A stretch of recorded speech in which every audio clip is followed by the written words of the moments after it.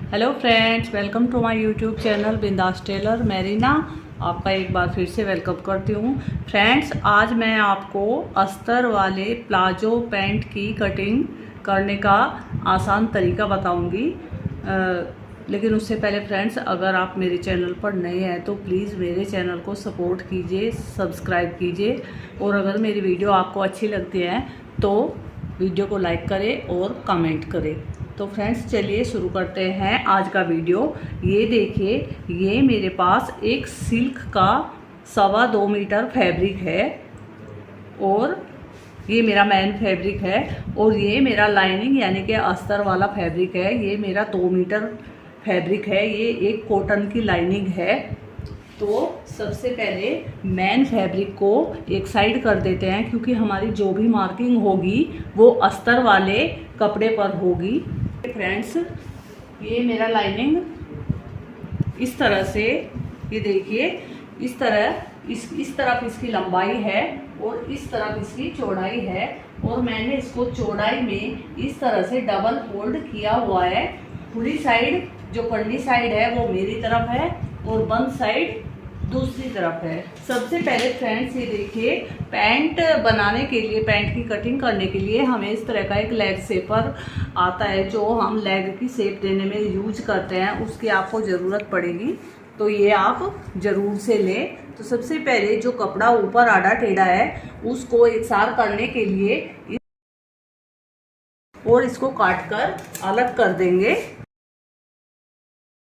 ये देखिए फ्रेंड्स, सबसे पहले मैं आपको अपनी पैंट का मेजरमेंट दिखाती हूँ। इस पैंट में मेरी जो हिप साइज है वो 40 इंच है, और इसका जो बॉटम है वो 12 इंच है। कमर जो है वो 37 इंच है, और इसकी जो लंबाई है वो 34 इंच है। तो चलिए, इसी हिसाब से आज हम इसकी मार्किंग और कटिंग करने वाले हैं। सबसे पहले फ्रेंड्स, ऊपर में आधा इंच फैब्रिक छोड़ते हुए हम एक सीधी लाइन ड्रॉ करेंगे। इस प्लाजो में मैं 1.5 इंच की बेल्ट ऊपर अलग से अटैच करने वाली हूँ। तो ये जो मेरा आधा इंच फैब्रिक होगा ये सिलाई में चला जाएगा। और ये देखिए, यहाँ से ये मेरा जो लाइनिंग का फैब्रिक है थोड़ा सा यहाँ से टेढ़ा हुआ है, तो इसको इस तरह से काट के मैं सीधा कर लूँगी। और आधा इंच का मार्क इधर कंडी साइड हमको करना है। सबसे पहले मेरी जो पैंट की कमर का साइज है वो 37 इंच है। 37 का जब हमें पैंट के मेजरमेंट में उसका 4th पार्ट चाहिए, तो उसका 4th पार्ट जो होगा तो वो 9.25 आएगा। इस तरह से इस निशान से आगे 9.25 रखते हुए मैं एक मार्क करूँगी इस तरह से। ये मेरी कमर का निशान हो गया है।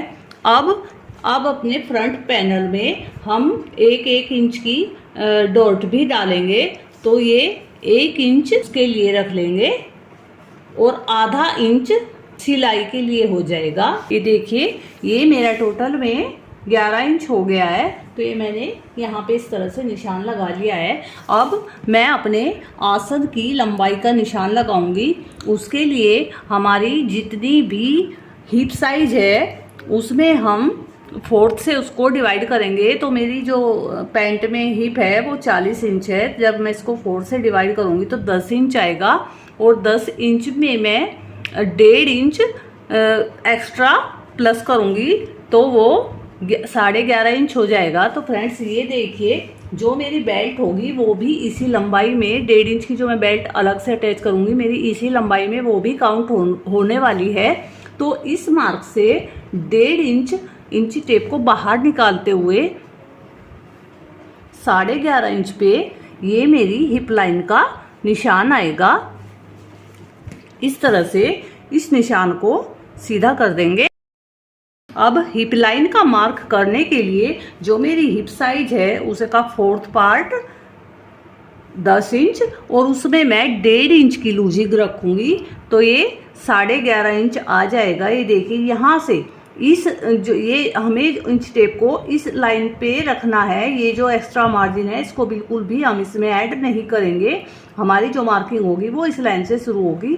तो हिप के फोर्थ पार्ट में 1.5 इंच प्लस करते हुए ये 11.5 इंच पे मेरा एक निशान आएगा और इस निशान को इस निशान से सीधा कर देंगे।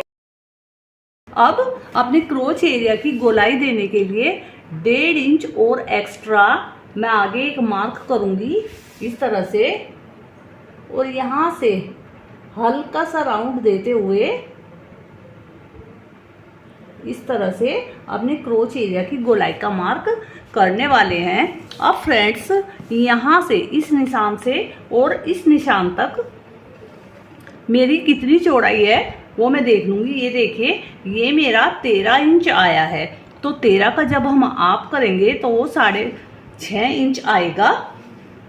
तो यहाँ से 6.5 इंच पे एक निशान करना है और इस निशान को नीचे तक इसी तरह से 6.5 लेते हुए एक साइड से मार्क करना है। ये देखिए अब सबसे पहले मेरी पैंट की जो तैयार लंबाई है वो 34 इंच है। लंबाई का निशान लगाने के लिए भी सेम मेथड से 1.5 इंची टेप को इस लाइन से बाहर निकालते हुए ये देखिए यहाँ पे 34 इंच पे अपनी लंबाई का निशान लगाएंगे इस तरह से। और मार्जिन जो टर्निंग में जाएगा उसके लिए मैं 2.5 इंच फैब्रिक रखूंगी। आप चाहे तो 2 इंच भी रख सकते हैं, लेकिन मैं इसको थोड़ा नीचे से चौड़ा फोल्ड करने वाली हूँ, इसलिए मैंने 2.5 इंच पे निशान लगाया है। अब इन निशानों को इस तरह से स्केल की हेल्प से सीधा कर लेंगे। ये देखिए अब ये जो मैंने सेंटर 6.5 करके निशान लगाया था इसको भी इस तरह से सीधा करना है इस तरह से। अब यहाँ पे इस लाइन को ऊपर भी यहाँ तक 6.5 मार्क करते हुए सीधा करना है।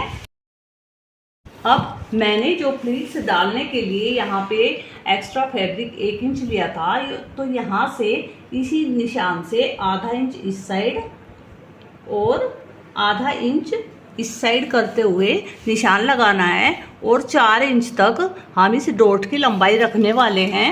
इस तरह से मैं इसका निशान लगाऊंगी। ये देखिए अब यहाँ से इस साइड से 1 इंच नीचे एक निशान और लगाएंगे। मेरी पैंट की जो गोलाई है बॉटम जो है वो 13 इंच है, तो 13 का मैं जब हाफ करूंगी तो 6.5 आएगा और 6.5 का जो मार्क करेंगे वो हम इस लाइन से दोनों तरफ आधा आधा करने वाले हैं। ये देखिए 3.25 इंच इधर से मार्क करना है और 3.25 इंच इधर से मार्क करना है इस तरह से।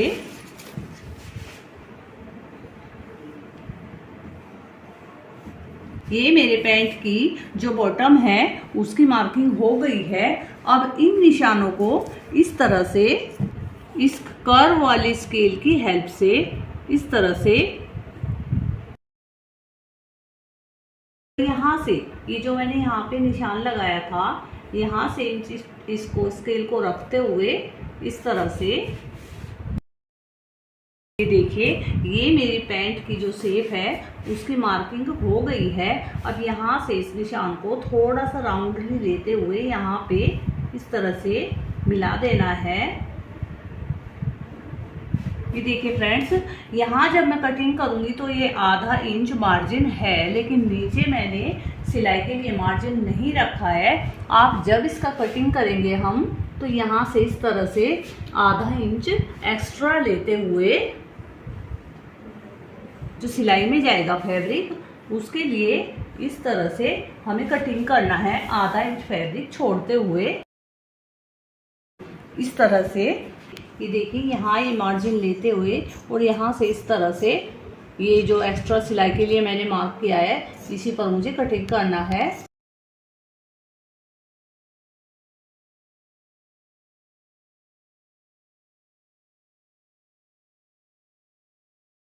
फ्रेंड्स, अपने बैक पैनल की कटिंग करने के लिए हमने आगे हुए बचे हुए कपड़े को उसी तरह से ले लिया है जैसे फ्रंट के लिए लिया था। ये खुली साइड मेरी तरफ है और वन साइड उस तरफ है।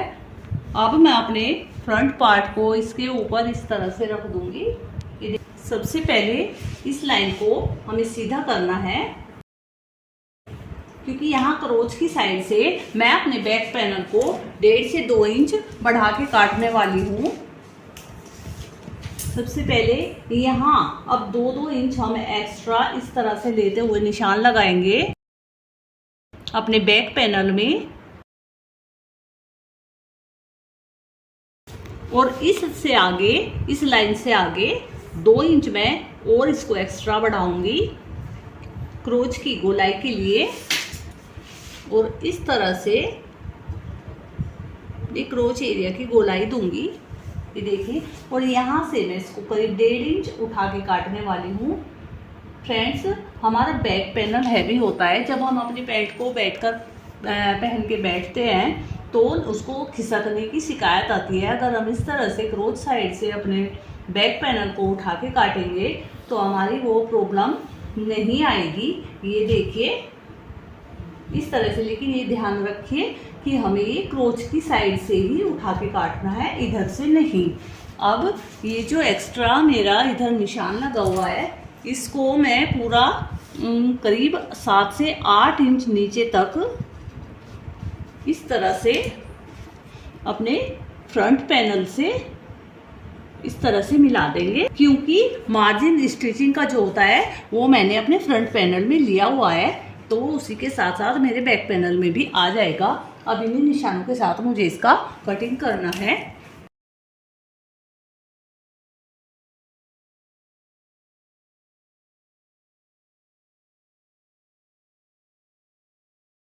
फ्रेंड्स, ये जो मैंने 8 इंच तक इसको मिला के काटा है वो इसलिए क्योंकि मैंने मार्जिन तो नीचे लेके रखा हुआ है। अगर हम इसको पूरा नीचे तक मिलाएंगे तो पैंट की जो है फिनिशिंग और शेप खराब हो जाएगी, वो ज़्यादा ढीला ढीला महसूस होगा। तो आप इस तरह से इसको 8 इंच पर मिला दें और फिर इसकी कटिंग करें।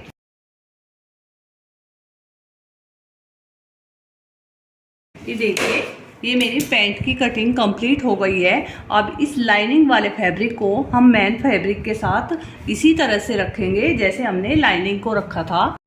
ये देखिए फ्रेंड्स, अब मैंने अपने मेन फैब्रिक को भी इसी तरह से बिछा लिया है जैसे मैंने अपने लाइनिंग वाले पार्ट को बिछाया था। ये देखिए, ये इस कपड़े की लंबाई की साइड है और मैंने इसको चौड़ाई से फोल्ड करते हुए अपनी तरफ इस तरह से ओपन साइड रखा है और उस साइड बंद साइड है। अब इस फैब्रिक के ऊपर मुझे अपने फ्रंट पार्ट को पहले करना है और इसी के साथ साथ मुझे इसका मेन फैब्रिक का कटिंग करना है।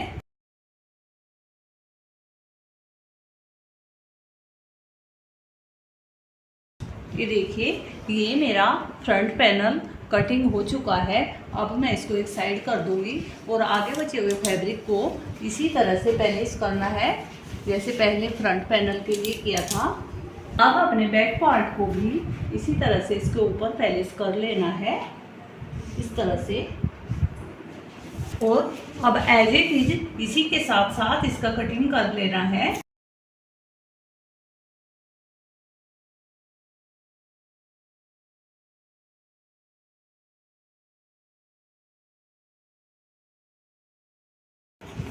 ये देखिए फ्रेंड्स, ये मेरे बैक पैनल्स भी दोनों कट के रेडी हो गए हैं इस तरह से। अब आगे बचे हुए फैब्रिक से मुझे अपनी पैंट के लिए पॉकेट कटिंग करनी है इस तरह से। देखिए, यहाँ से थोड़ा एक कपड़ा आड़ा टेढ़ा है, इसको काट के इस तरह से सीधा कर लेंगे।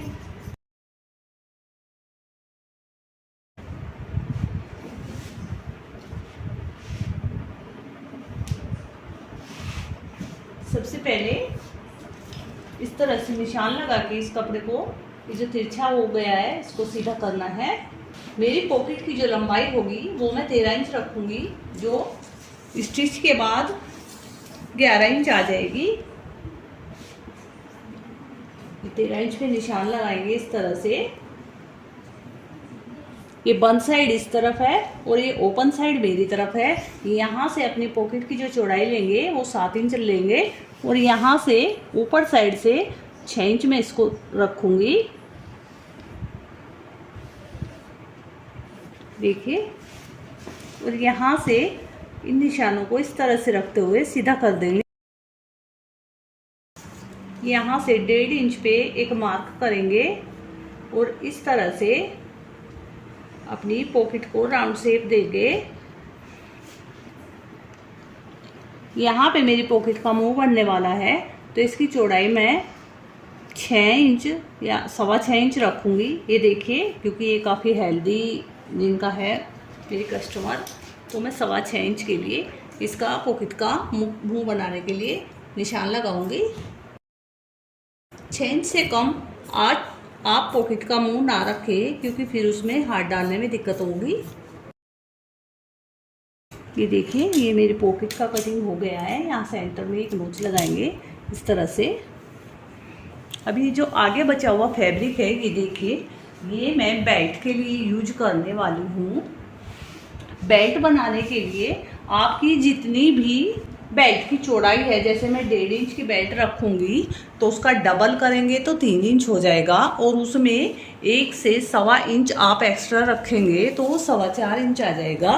तो मैं अपनी बेल्ट की जो कटिंग करूँगी वो 4.25 इंच करने वाली हूँ इस तरह से।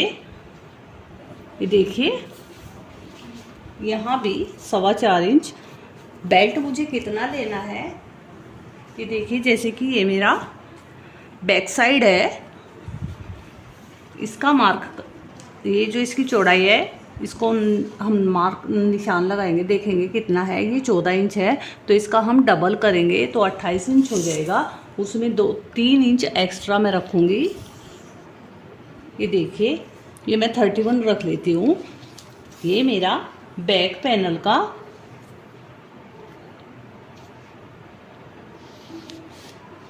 बेल्ट हो जाएगा। और चूंकि ये कपड़ा मेरा डबल में है तो मेरा दूसरी साइड से फ्रंट वाला हो जाएगा। तो ये मेरी दोनों बेल्ट कटिंग हो जाएंगी।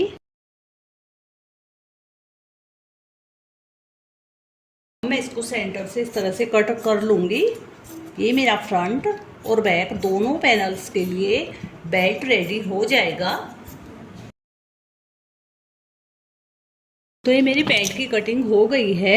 आई होप कि आपको कटिंग अच्छी लगी होगी। फ्रेंड्स, अगर आपको मेरी वीडियो अच्छी लगी हो तो प्लीज़ एक लाइक और एक सब्सक्राइब करना ना भूलें, क्योंकि आपके लाइक से मुझे काफ़ी मोटिवेशन मिलेगा और ऐसे ही मैं अच्छी वीडियो लेके आपके सामने हाजिर होती रहूँगी। Thanks for watching.